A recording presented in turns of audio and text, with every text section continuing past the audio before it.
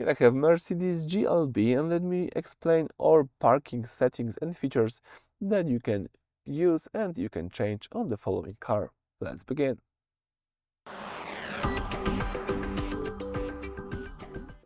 So at the very beginning, let's start by using the following home screen.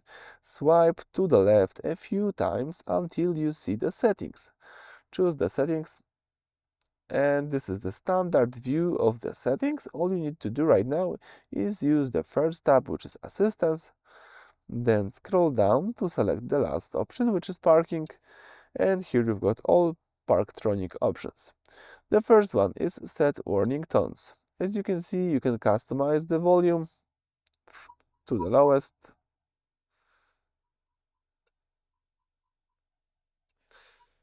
You can also choose the tone pitch from lowest to the highest. You can use the audio fade out. I really like to have this feature enabled. It automatically lowers your music or media volume when the parking sensors are active to help you focus. You can select the time of warning, so you can enable the side warning, and you can choose early front warning, or you can use the standard one. I like the standard. You can also select here Maneuvering Assist, and here you've got 3 features that I recommend to have enabled. The first one is Drive Away Assist, so it prevents the car from accelerating too quickly if an obstacle is detected immediately in front of or behind the car.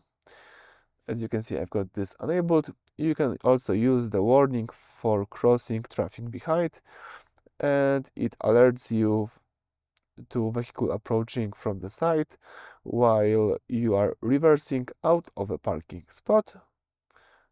I also have this feature enabled, and the last one is Close Range Braking, an emergency feature that can automatically apply the brakes during low-speed parking maneuvers to prevent a collision. So as you can see, that's it